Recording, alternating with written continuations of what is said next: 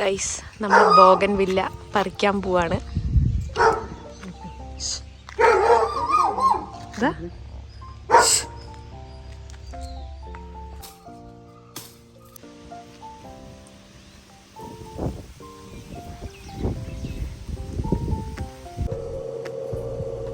വാവ്, colour തന്നെ മാറിയല്ലേ?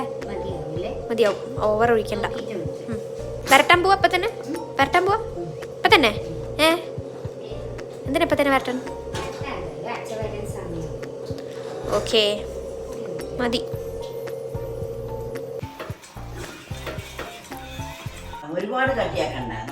പക്ഷെ എനിക്ക് എപ്പോഴും കട്ടിയില്ല ഇഷ്ടം. പിന്നെ അത് ഇത് അടിയിലൊരു പേര് സൂപ്പറാ.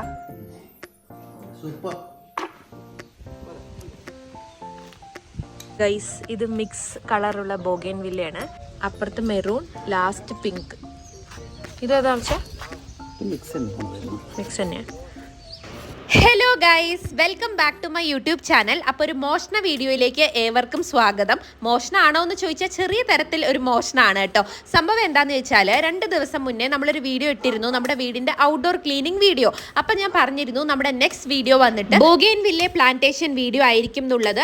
അതായത് നമ്മുടെ വീട്ടിൻ്റെ ഫ്രണ്ടിൽ ചെറുതായിട്ട് സിമെൻറ്റ് കൊണ്ട് ഒരു സ്ക്വയർ രീതിയിൽ വാർത്തിട്ടുണ്ട് കേട്ടോ. അപ്പോൾ അതിൽ നമുക്ക് ചെറിയ ചെറിയ പ്ലാന്റ്സ് ഒക്കെ വെക്കാം. പക്ഷെ നമ്മുടെ വീട്ടിൻ്റെ അവിടെ ഏറ്റവും ബുദ്ധിമുട്ട് എന്താണെന്ന് വെച്ചാൽ പശുക്കളും ആടുകളും ഡെയിലി വരാറുണ്ട് കേട്ടോ മേയാൻ വേണ്ടിയിട്ട്. അപ്പൊ ഇങ്ങനത്തെ ഒരു സാഹചര്യത്തിൽ നമുക്ക് റോസ്, ചെമ്പരത്തി അങ്ങനത്തെ ഫ്ലവേഴ്സ് ഉള്ള പ്ലാന്റ്സ് വെക്കാൻ പറ്റില്ല. കാരണം എന്താ, ഒബ്വിയസ്ലി പശുക്കളും ആടുകളും തിന്നും. നമുക്ക് പിന്നെ എപ്പോഴും ഇത് നോക്കിക്കൊണ്ടിരിക്കാനും പറ്റില്ല. ആദ്യം കുറച്ചു കാലം നമ്മുടെ തുളസി കൃഷിയായിരുന്നു അതിൽ കേട്ടോ. പിന്നെ ഫുൾ പച്ചപ്പാണ് നമ്മുടെ ലേഔട്ട്. അപ്പൊ ആ പച്ചയും കൂടെ നിൽക്കുമ്പോൾ ഒരു ഭംഗിയില്ല കാണാൻ വേണ്ടിയിട്ട്. പിന്നെ തുളസിയുടെ ഒരു സ്മെല്ല് പിടിക്കാത്ത കാരണം പശുക്കളും ആടുകളും അതൊന്നും തിന്നില്ല.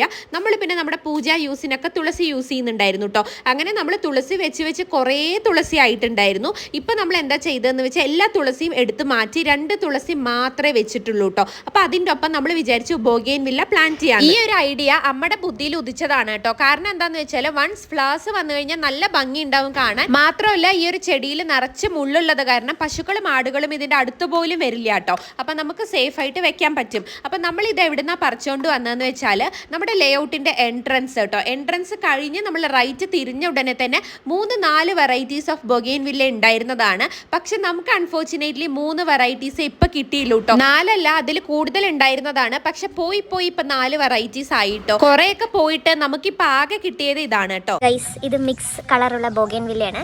അപ്പുറത്ത് മെറൂൺ, ലാസ്റ്റ് പിങ്ക്. ഇതേതാ മിക്സ് തന്നെയാണ്. ഈ പൂവാണ് നമ്മുടെ ലാസ്റ്റ് അല്ലല്ലോ, സെക്കൻഡ് ലാസ്റ്റ് വെച്ചത്. ഇതിൽ വന്നിട്ട് മെറൂൺ കളറിലുള്ളത് ഈ ഒരു ബോഗൻ വില്ലയാണ് വരിക. ഗൈസ്, അങ്ങനെ നമ്മൾ എല്ലാ ബോഗൻ വില്ലയും പ്ലാന്റ് ചെയ്ത് കഴിഞ്ഞു.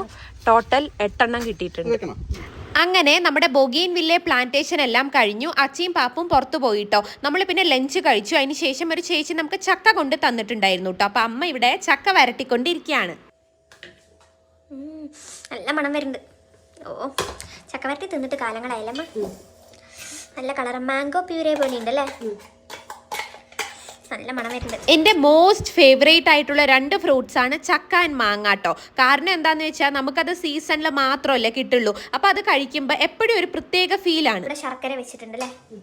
ശർക്കര അലിയിക്കാൻ വെച്ചിട്ടുണ്ട്. ഇനി ഇത് പാനിയാക്കിയിട്ട് വേണം അതിലിട്ടിട്ട് നല്ലോണം വരട്ടിയെടുക്കാൻ അല്ലേ.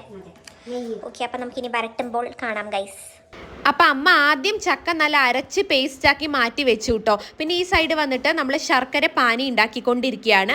നമ്മൾ എപ്പോഴും സ്മാർട്ട് പോയിന്റിലെ പാർത്ത് എന്നുള്ള ജാഗ്രിയാണ് എടുക്കാറ് കേട്ടോ. അത് കഴിക്കുമ്പോൾ ഒരു പ്രത്യേക ഒരു ടേസ്റ്റ് തോന്നാറുണ്ട്. നമ്മൾ എന്തായാലും ഫിൽട്ടർ ചെയ്യണം കേട്ടോ. ഫിൽട്ടർ ചെയ്യാണ്ടിരുന്നാൽ പറ്റില്ല, എന്തായാലും കല്ലും മണ്ണൊക്കെ ഉണ്ടാവും. അപ്പോൾ നമ്മൾ 2 പ്രാവശ്യം ഫിൽട്ടർ ചെയ്തിട്ടാണ് നമ്മൾ ആ പ്യൂരയിലേക്ക് ഈ ജാഗ്രി സിറപ്പ് ഒഴിക്കുന്നത് കേട്ടോ. ചക്ക പൊളിച്ചപ്പോഴേ അതിൻ്റെ മണം കൊണ്ട് നമുക്ക് ഇരിക്കാൻ പറ്റുന്നുണ്ടായിരുന്നില്ല. പിന്നെ ഇതെല്ലാം കൂടെ ചേർന്നപ്പം പ്രത്യേക ഒരു മണമായിരുന്നു കേട്ടോ. എനിക്ക് ഭയങ്കരമായിട്ട് കൊതിയാവുമായിരുന്നു കഴിക്കാൻ വേണ്ടിയിട്ട്. ആൻഡ് ഭയങ്കര ടേസ്റ്റും ഉണ്ടായിരുന്നു നമ്മുടെ ചക്ക വരട്ടിയിട്ടോ.